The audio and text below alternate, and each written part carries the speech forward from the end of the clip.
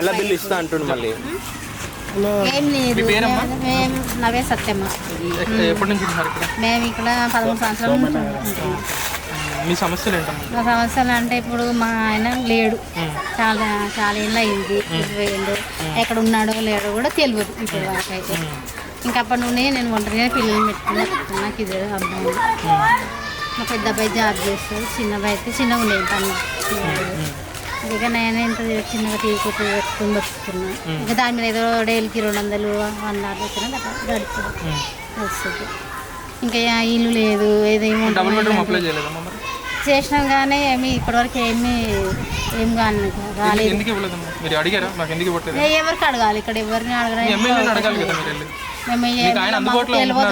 మీరు ఆయన ఇంటి దగ్గరికి వెళ్తే ఖచ్చితంగా కలుస్తారని చెప్తున్నారు. మరి అయితే మేము వెళ్ళలేదు, ఎవరికి అడగలేదు. అడుగుతున్నాం కానీ కాదమ్మా, నెలకు ఒకసారి ఆయన ప్రజల దగ్గరకు వచ్చి ప్రతి సమస్య తెలుసుకుంటున్నారు కదా.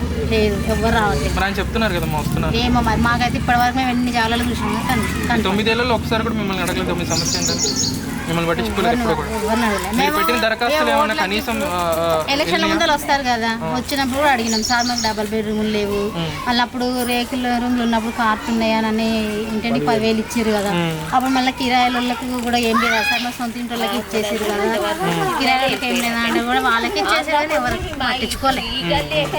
మీకు ఎట్లుందమ్మా మరి ఇప్పుడు ఈ 9 సంవత్సరాల్లో ఆయన మీ కుత్బుల్లాపూర్ జనాలని ఎక్కడో అడుగున ఉన్న వాళ్ళని నేను చాలా డెవలప్ చేశాను, ఈ రోజు కుత్బుల్లాపూర్ ప్రజలు చాలా సంతోషంగా అడిగిన మాకైతే ఏం సాయం లేదు. రూపాయి సాయం ఎవరైతే పొందలే ఇప్పటి వరకు. రూపాయి సాయం అంటే కూడా గవర్నమెంట్ అన్ని రకాలుగా గవర్నమెంట్ పథకాలు మీకు ఇస్తున్నారంట కదా. లేదు, లాక్డౌన్ లో 1500 వేసి చూసినా, అది 3 సార్లు 500, 1500 ఈయన వేసిండు. అవి కానీ ఇంతవరకు మేము ఏం చేయాలి. మాకు వయసు రాజశేఖర రెడ్డి ఉన్నప్పుడు ఇచ్చిన రేషన్ కార్డులే అవి. ఇవి 9 సంవత్సరాల్లో కనీసం ఒక్కసారి కూడా ఆయన నుంచి మీరు ఏది పొందలేదు? మేము ఏది పొందలే. ఇప్పుడు మీ నియోజకవర్గానికి ఇట్లా బస్తీల పరంగా ఉన్న పేదవారికి దగ్గర దగ్గర 1000 కోట్ల వరకు ఖర్చు పెట్టాను. పెట్టింది మాకు తెలియదు సార్. ఇక మాకైతే ఆ 1000 కోట్ల మీకు 1 రూపాయి కూడా రాలేదు. 1 రూపాయి కూడా రాలేదు. ఈ 1500 తప్ప ఇంకా రాలేదు. ఒక 1500 ఇచ్చారు లాక్డౌన్ టైంలో. 3 నెలలు ఇచ్చారు 1500. అంతకు మించి మీకు ఇంకేం రాలేదు. మీరు డబుల్ బెడ్రూమ్ అప్లై చేసుకుంటే కూడా మీకు అవ్వట్లేదు. రేషన్ కార్డు ఉందమ్మా? అది ఎట్లా ఇచ్చారమ్మా? అది వీళ్ళే ఇచ్చారా? అది అక్కడ వచ్చింది, మాది అక్కడ ఎల్లమ్మడకు మేము కిరాయకుంటుంది. ఎల్లమ్మడకి వెళ్ళి ఇక్కడ మార్చుకోవాలంటే ఇక్కడ మార్చుకున్నాం అంతే. పాతదే ఇక్కడ మార్చుకున్నారు కానీ ఇక్కడ కొత్తగా అయితే మీకు ఏం రాలేదు.